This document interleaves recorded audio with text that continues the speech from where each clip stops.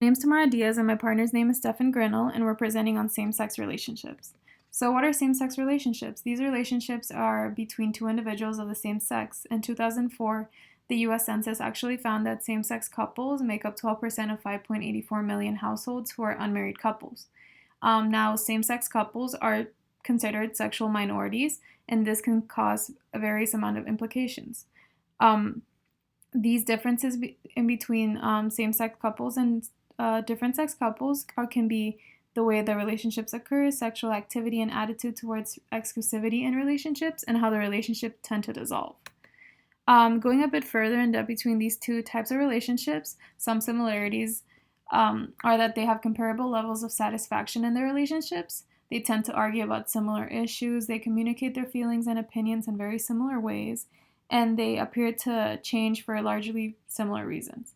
While they do have a lot of similarities, their differences are equally as important since they tend to value equality more and have fewer built in power differences, which this can be because they have no traditional role, like female and male role in their relationships. They tend to divide household tasks more equally and show more effective problem solving skills. Now we will be focusing on three of the most consistent and important contextual differences between same-sex and different sex relationships. The first one is discovering and establishing sexuality. Gay and lesbian adolescents will struggle more in understanding who they are and their sexuality compared to their heterosexual adolescents, fellow mates. They will engage in different sex relationships in an effort either to mask their sexuality or to test their interests, kind of like just test the waters of it. They also increase tensions in relationships with their partners.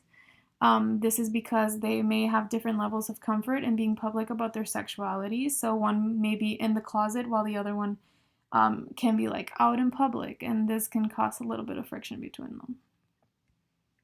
Hey, hey everyone. So my name's Steven. I'm going to be telling you about the last two contextual influences. So our second contextual influence is acceptance of discrimination. So one of the unique things that gay and lesbian people have to overcome is that they have to come to terms with the fact that gay and lesbian people are discriminated against in our society. Um, 19% of lesbians and 28% of gay men have reported that they were victimized due to their sexuality and face discrimination for it. And this can make intimate relationships extremely difficult for LGBTQ people because being discriminated against really does affect your intimacy. One of the clearest examples of that is PDA. So something like holding hands or putting your arm around your partner in public isn't necessarily something that a queer couple can do because of fear of backlash and discrimination from other people in their community seeing them holding hands. All right, so our last contextual influence is lack of societal and familial support. In 2014, same-sex marriage was only legal in a couple of U.S. states and only 11 other countries in the world. And because of this and how hard it is for same-sex couples to have children, and just the general lack of legal protections for same-sex couples, there were much fewer external reasons to keep a same-sex relationship intact when compared to a straight relationship. And around 1 in 3 gay or lesbian people have reported that they are not accepted by a family member or by their family as a whole.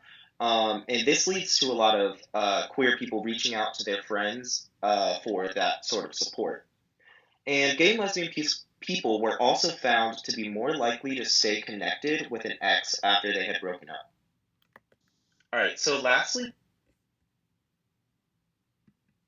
All right, so lastly, we have this little video, and I think this really drives home the point that though LGBTQ couples face certain discrimination and hardships that straight couples don't, at the core, both relationships are just two people who truly love each other and want to fulfill a meaningful relationship with each other. So have a little look at this video. On June 26, 2015, it felt like the world had stopped. and everyone was celebrating this one moment.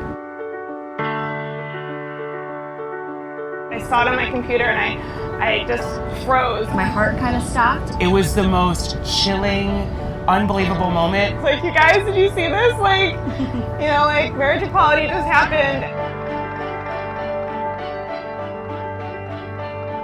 It came out of the closet when I was 15, and at that moment, you're kind of told about this alternative wedding that you're going to have, this other thing that will be formal but not binding, and it never really sat right. Marriage isn't for everyone, but regardless of your sexual orientation, I do think that everyone should have the right to be married if they so please. As soon as you walked down the aisle in front of me, and you turned around and looked back for like a half second, and I just was so like overwhelmed. Oh my God.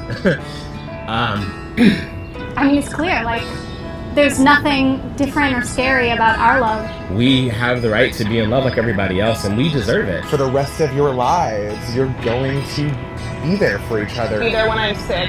Be there to take care of me and come see me in hospital and, you know, get half my money when I...